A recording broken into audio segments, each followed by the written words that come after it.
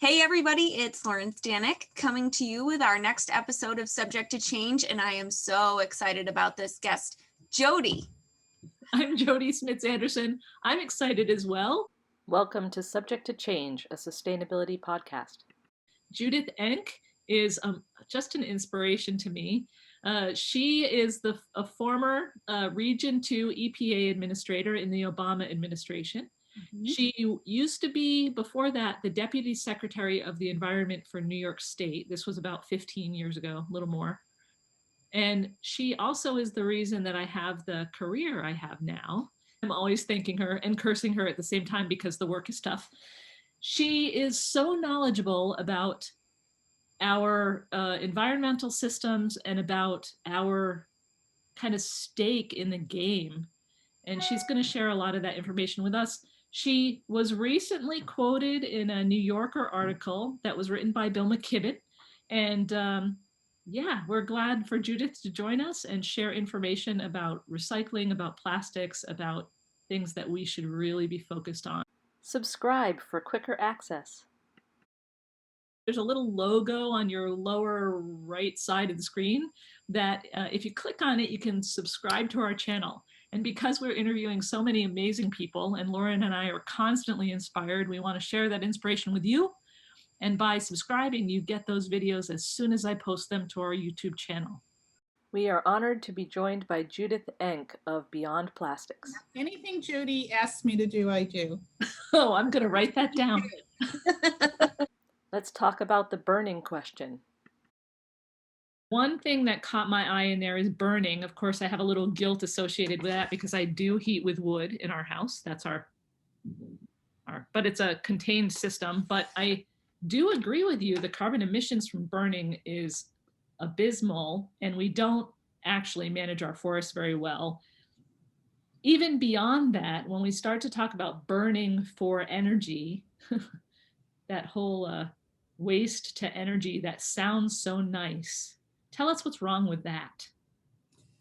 Well, waste to energy, which is basically incineration, it generates very little electricity. Yet the big companies like Covanta and Wheelabrator try to get renewable energy credits for these technologies. You definitely save more energy by recycling particular materials than by burning them. It's about environmental justice. New York State has a very sad, long history with garbage incineration, most notably the Albany Answers incinerator in downtown Albany, located in a minority community of color, caused major contamination issues, lead poisoning among children, lots of particulate pollution aggravating asthma. And it's just, it's just a false solution. When it comes to waste, we really want to focus on first making less of it, because that has an important connection to sustainability. And then if you can't avoid making waste, you do everything possible to reuse, refill, and then recycle. Right. And then if it's yard waste or food waste, you can fairly easily compost it as long as you keep it simple, just yard waste, just food waste, and you avoid a lot of methane emissions at landfills. And then the absolute last option is landfilling. And that is actually what the waste hierarchy is supposed to look like. You remember the triangle, right? Reduce, reuse, and then recycle, and then burn and bury. But in practice, the hierarchy has been flipped upside down. And most of the money and the time goes into the bottom two rungs of landfilling and incineration. We need to apply systemic solutions. Individual action is just not cutting it. We have to look systemically, especially if you look more broadly. The United States has 4.5% of the world's population, yet we use 17% of the world's energy. We gobble up 24% of the world's natural resources. And then not surprisingly, we create 12% of the world's waste. Mm-hmm. That is simply not sustainable. I think there's been an emphasis on landfilling and incineration because It's kind of a silver bullet engineering solution. It's just one thing, but it's enormously expensive. So taxpayers, I think, have an interest in waste reduction. If you produce less, you have to manage less. There's greenwashing and there are sneaky costs. So I have a waste to energy plant the next town over from me, and it was touted very publicly as being not only a wonderful environmental solution, but something that ends up saving money in the long run. So I guess my first question is, how did it get greenwashed to such a high public level? And then secondly, you note that it's expensive, and I'm assuming that there are kind of some buried costs. You had noted things like lead exposure. So it's not just these kind of surface level costs, but there's kind of these sneaky costs that come in. Can you elaborate a little on that? Sure. The Onondaga County Resource Recovery Agency had a lot of political influence to set up incineration system as their major source of waste disposal. I think it was a terrible mistake that they went in that direction. Mm-hmm. They do not factor in things like environmental externalities. Lead emissions cause children to get lead poisoned at high enough levels. Incineration doesn't eliminate the need for landfilling. For every ton of garbage you burn, you have 1/3 of a ton of ash that typically needs to be landfilled. And the fly ash captures the toxics in the waste stream. So the fly ash is very toxic. So thankfully, most communities in New York did not make the mistake that Onondaga County made. Mm-hmm. Regulatory agencies have a real bias toward incineration because they think it is the easy way out, and it just isn't. Little known fact is that garbage incinerators emit massive amounts of carbon. So they are contributing to the warming of our planet, just like biomass plants are when you burn large amounts of wood. Let's also get the lead out. Obviously, to get lead exposure, there has to be a lead input. So are you also saying that there are products that we're utilizing on a daily basis and then discarding that have lead, or is it a chemical reaction that somehow creates some sort of lead? No, it's not a chemical reaction. It is a chemical reaction with dioxin. When you burn plastic, for instance, dioxin is formed. It's a byproduct of combustion. Let me be clear. Most kids are lead poisoned due to lead paint in their homes. However, there are also serious issues regarding lead emissions when you burn garbage. So there's lead batteries, there's lead paint in consumer products. There's lead, even though it's not supposed to be in the waste stream, it is. And when you burn it, it doesn't get completely destroyed. So you get lead emissions. I knew a family that lived near the Albany Answers garbage incinerator, and their children were so severely lead poisoned by this garbage incinerator. There was a major court settlement. Of course, they had to sign a non-disclosure agreement, which was pretty disappointing.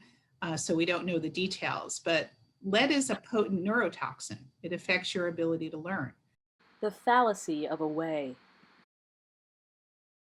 We're actually exacerbating the problem because we're introducing those toxins into our shared air systems and our shared water systems in a way that is even less controlled than those products in a landfill. So exactly, yeah. And in a throwaway society, there is no away. Only 8.5%. For probably 40 years now, plastic manufacturers have been spending millions of dollars advertising, saying, no problem using plastics, just toss it in your recycling bin. Well, plastic recycling has been an abysmal failure. Only 8.5% of plastics are actually recycled.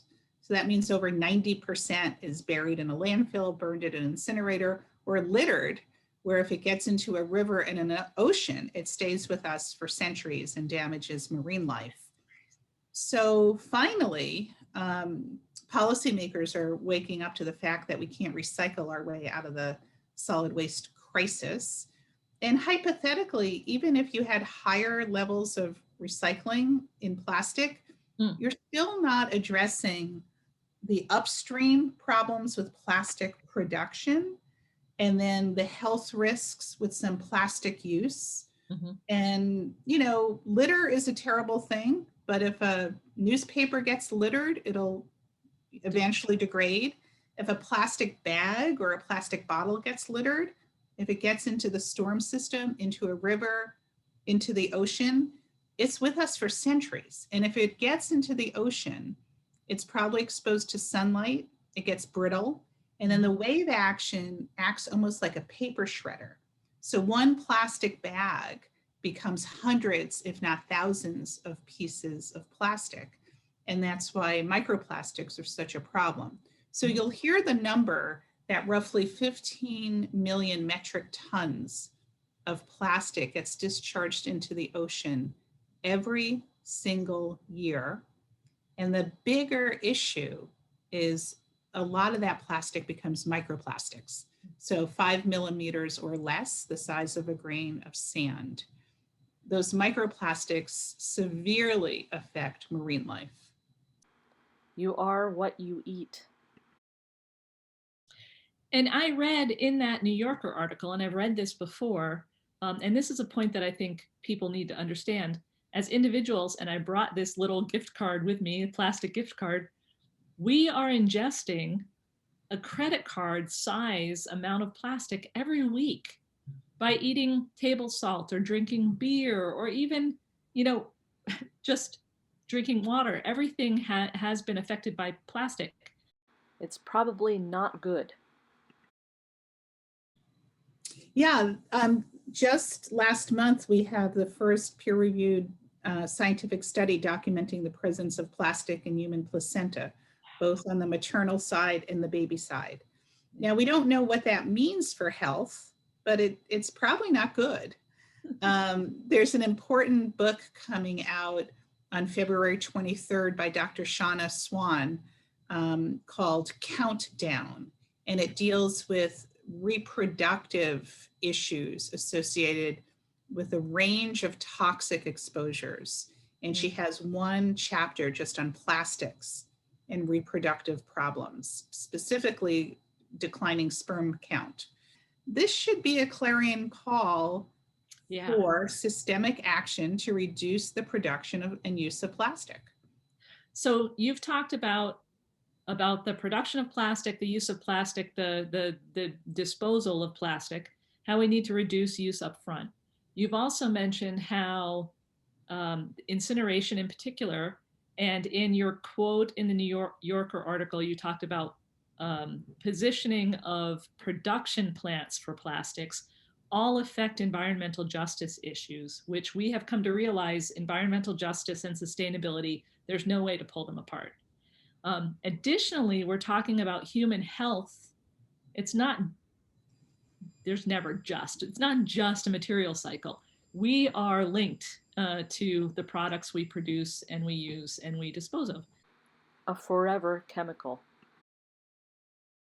I'm paying a lot of attention to PFAS chemicals, also known as forever chemicals. It's very common in fast food packaging.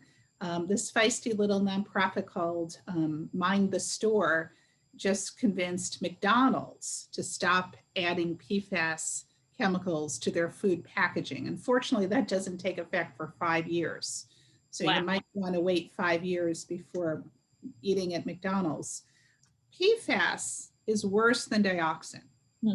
It's purposefully added to consumer products today. And it's called a forever chemical because it never biodegrades. Drinking water standards are getting tighter, which is good and overdue, but there are PFAS chemicals in toxic firefighting foam. And until recently, the state of New York allowed over 2 million pounds of toxic firefighting foam containing PFAS to be burned at the Norlight hazardous waste incinerator in Cohoes. An environmental justice issue because it's sited next to a public housing complex. The Trump EPA put out a very flawed PFAS strategy that the new administration and state governments are going to have to toss out into the paper recycling bin and start from scratch.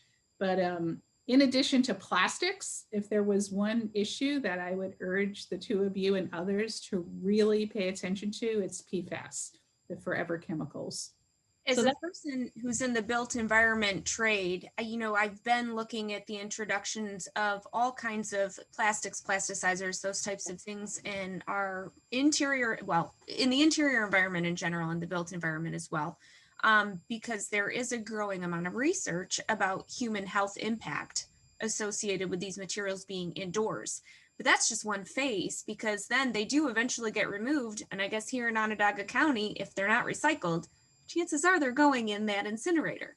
And then becoming airborne, right? So carpet, paints, lots of plastics have PFAS in them.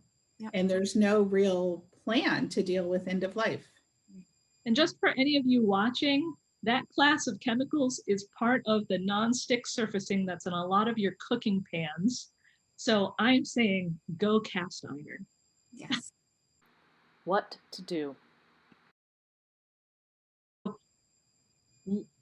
What's your first recommendation? You say, what can we as individuals do, and then aggregate that into actual policy work?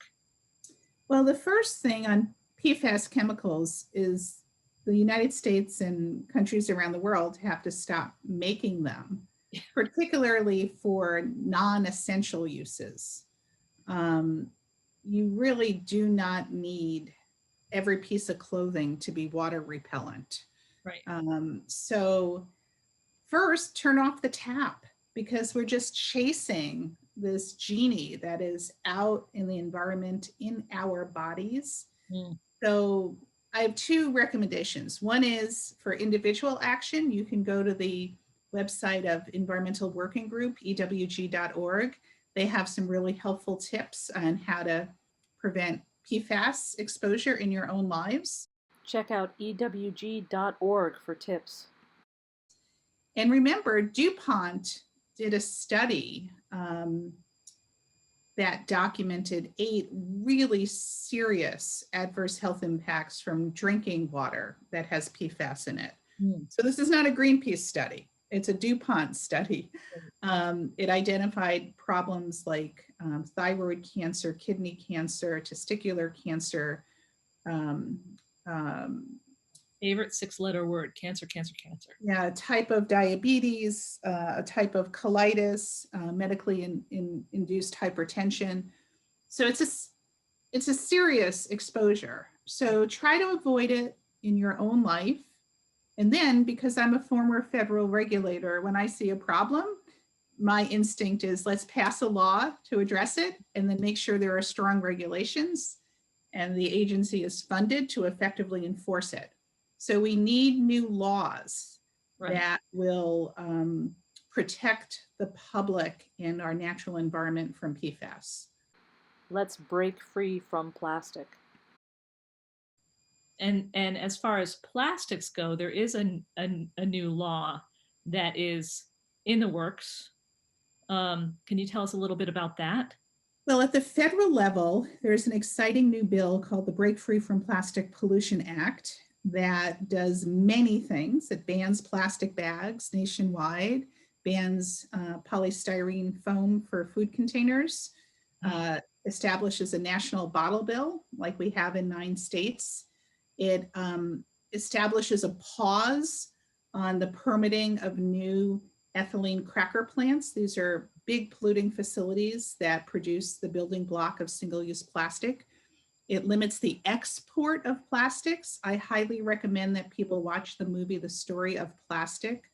It's heartbreaking. This is an international human rights issue that we are exporting so many plastics to other countries. Also, a frontline episode called Plastic Wars on pbs.org.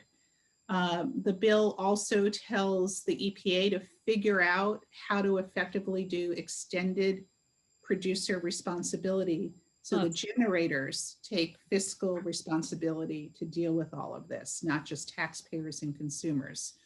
We don't have a new bill number yet. It'll be introduced by Congressmember Lowenthal, Senator Merkley of Oregon, and many, not only environmental groups, but entrepreneurs in the whole area of reuse and refilling are rallying around this bill.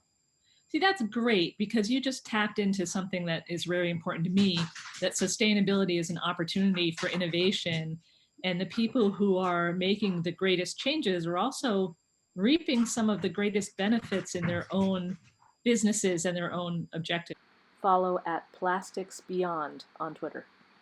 Tell us a little bit about Beyond Plastics and your current, well, continuing passion and how it's been revealed in a not-for-profit. Sure. Yeah, so I worked at EPA during the Obama administration. I was the regional administrator. So I was appointed by the president. There are many good things associated with that, including, you know, when your last day on the job is. It's when the new president comes in. I had lots of time to think about what I wanted to do next. And I'm always looking at, where's my value add? Can I be more effective inside government, outside government? What's the issue that I'm most interested in? And also not just most interested in, because I'm interested in lots of other things, but where can I make a difference on an important environmental issue? So I settled on plastic because it's a health issue. It's an environmental justice issue. It's an oceans issue. It's a recycling or lack of recycling issue. It's an opportunity for innovation, mostly because it's an environmental justice issue on every level. And I didn't really want to work for anyone else. So I started a new project called Beyond Plastics. It's based at Bennington College in Southern Vermont, where I teach a class on plastic pollution. And in fact, I teach it online now, and it's open to community people. It starts mid-February, and people can sign up to take the class. It's 7 consecutive Wednesdays in the evening, 7 till 9. So we're offering it twice this spring semester, first 7 weeks, and then second 7 weeks of the semester. And that's been really fun. Small and fierce. So I like teaching and I like advocacy. And so check us out at beyondplasticsplural.org. We are small, but we are fierce. And our goal is very modestly to reduce plastic pollution everywhere. See, small and fierce. I totally am behind you on that 100%. That is truth spoken by Judith Enck. And that's marvelous. Is there anything that you want to bring up that we haven't touched on? No, this has been comprehensive. Check out beyondplastics.org. Follow us on Twitter. We're on Twitter, Plastics Beyond, and I'm on Twitter, ENCKJ. We're all over social media. It's a nice way to organize, and we particularly welcome college students to the fray. Women are changing the world. So the other one that we always ask is, who's your hero right now? Who should we all be following? Stacey Abrams. Yes! Perfect. Yeah. Wonderful. Women are changing the world. We're just not afraid of politics. We're tired of waiting for change. We're just doing it. And the amazing thing about Stacey Abrams, beyond her brilliance, is, you know, lots of people run for office and half of them lose. So she lost her gubernatorial run. And rather than just kind of saying, okay, I tried that, now I'm going to go do something else, she decided to build a movement in Georgia. And thank goodness that she did. I mean, that's such an exquisite personality trait of hers, is to not just be sad about losing, but coming back and building a voice for the community. And I don't think she ever could have predicted that the fate of the US Senate majority would be in the hands of these Georgia election results. It's truly an example of how one person dedicated to their calling can have that ripple effect that affects their community, their state, their nation, and the world. Really, the world. Yeah. Inspiration. Excellent. This has been Subject to Change, a sustainability podcast. Hey, thanks everyone for joining us. Thank you to our wonderful, gracious, knowledgeable guest, Judith Enck. Check out the resources below, and thanks for joining us. I know I've subscribed. I've got all my family subscribed. That's actually not true. I think only my mom has. Thanks, Mom. But the rest of you should be subscribing soon. Thanks for tuning in to another episode of Subject to Change. Peace. Bye.